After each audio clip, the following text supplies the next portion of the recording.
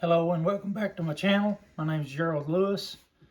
I'm a boat captain and a fishing coach in Kentucky. Today's video, I'm going to go over Carolina rigs, and specifically I'm going to use two baits that I like to use quite a bit. And I'll go over each one, and I'm also going to show you actually how I rigged the Carolina rig myself. Now, a lot of guys that I fished with over the years, the Carolina rig will have a 3 to a 6 foot leader, which is just entirely too much. Mine, I try to keep mine from 12 to 20 inches, preferably in the 14 to 18 inch range, and I'll show you what I'm talking about. Here we go. This is a 5/0 hook, and I use a Sampo swivel with mine, a bead, a sinker, and then I use a bobber stop. Now, some guys like the bobber stop away. As you can see, it's moving back and forth and it's stopping. And if it's sliding up the line, I'll add 2 bobber stops or 3 even. But now, my preference is to pull the bobber stop up against the sinker because I really don't want it to move. If the reason you want it to move at all would be to make a clicking noise. And if you move it away, you can hear a clicking noise when that hits the Sampo swivel. When all that comes down, that weight comes down, it'll make a clicking noise. So here's what I like to do. A few of the baits that I like to use is, especially in stained water, I like to use a lizard like this. Chartreuse pepper is my favorite color to use in very stained water. And where I like to use it is in the cuts of a lake. And by that I mean if you're in a pocket and it's got a little indentation, I like to throw it in the indentation and let it sink to the bottom and work it back slowly. And the way I rig it up is just like rigging it up Texas style. I'll insert the hook, and I go in about 1/4 to 3/8 of an inch, depending on the way the offset of the hook is. So let's say 1/4 of an inch. Pull it up, it kind of covers the knot now. The knot's covered. And then I look to see where the line is going to hit the bait right here. And then once I find that spot, I simply put the hook in there. I come out and I skin hook at the top. That lets the bait come in straight. And I use this quite a bit, especially like I said in dingy water. And when the fish are nesting and the water's been churned up by boat traffic, this bait works extremely well. Now I'm gonna set that one aside and I'm gonna show you how I actually do this if you've never done a Carolina rig before. This is 15-pound Maxima line. It is monofilament, and monofilament is my favorite with a Carolina rig. Now, a lot of guys like different types of line. My preference is monofilament.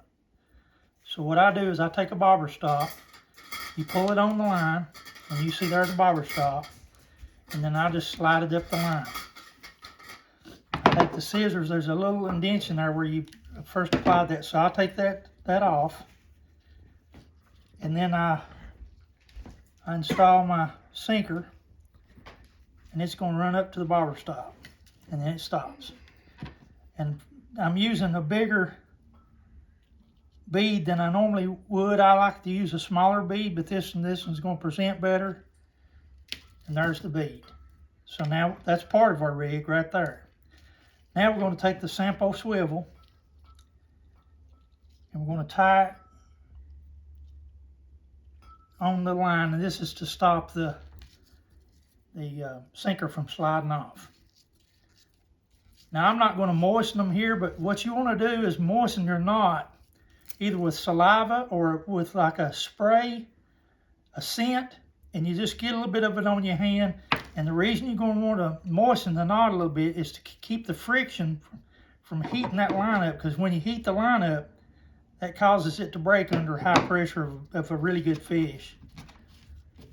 So here's our Sampo swivel, there's our bead, there goes the sinker, And now I'm going to pull the bobber stop down and stop it. Now, I'm going to cut the line here just to show you. This part would be going toward the bait. This part here is actually going toward the rod itself. And I'm just using blank line with no rod and reel attached. Now, what you want to do is on the other end of the Sampo swivel, you're going to tie another knot.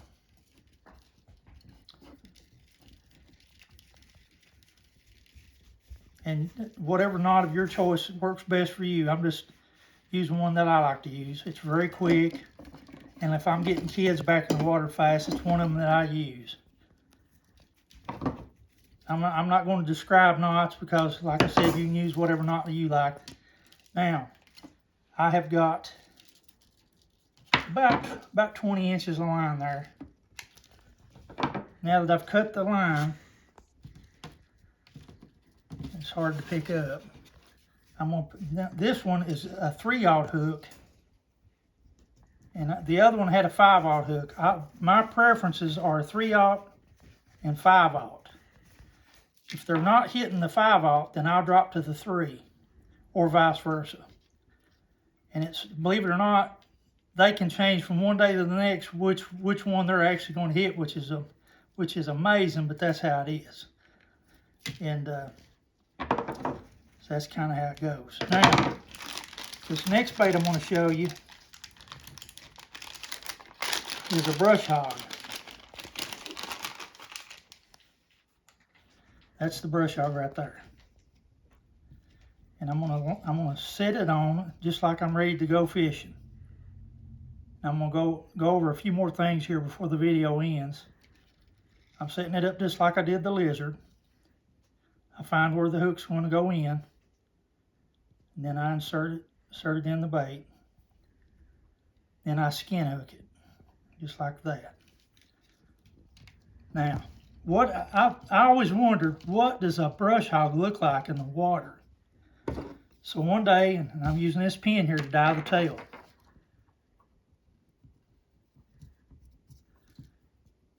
Now, when I'm dyeing the tail, I dye both sides of each flipper. And if you've never used one of these, I'm going to tell you exactly what it mimics here in just a moment. Okay, now both ends are dyed. And here's what it looks like. You can see it's got a little bit of a chartreuse color to it. And you can use lime too, as far as that goes. So you can see it's changed the end of the bait, because this is pumpkin right here. Well, a pumpkin brush hog, I kept wondering, what does that mimic actually in the water?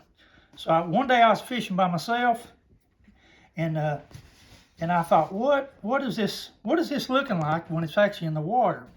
So what happened was I got hung over against the bank in a bush. So I went over to the bush to untangle. And when I looked down, I noticed there was a bunch of bluegill about the same length as this bait. And I dropped it, and I noticed the color was similar. So I dropped the bait in the water, and as it was swimming down in the water, it looked identical to the bluegill. And so that's what it mimics. Well, it turns out that a bluegill is a bass's favorite forage to eat. I did not know that, but I learned that. So that's what they prefer to eat. And if you've seen the video when I described the restaurant menu to kids, this is what I consider a cheeseburger. So when I tell the kids we're going to be fishing with cheeseburgers, they know it's going to be something like this, or a worm, or spinnerbait, or something to that effect. So when I tell them we're going to Carolina rig, then they know what we're getting ready to do. It's either going to be a lizard or a brush hog. So that's how I set them up, and that's what I do with the dye on the tail of a different color bait besides its plum chartreuse itself. And so I thought I'd go over that today. It seems like everybody kind of wants me to individualize and go over what I'm doing and why I'm doing it with each individual bait that I use. So I really appreciate the feedback I'm getting. And please like and subscribe if you will. And there'll be more videos in the future. YouTube got a hold of me the other day and told me that 90-some% that watches my videos have not subscribed. So if you'll subscribe, that'll help me out. I thank you again. Have a good day.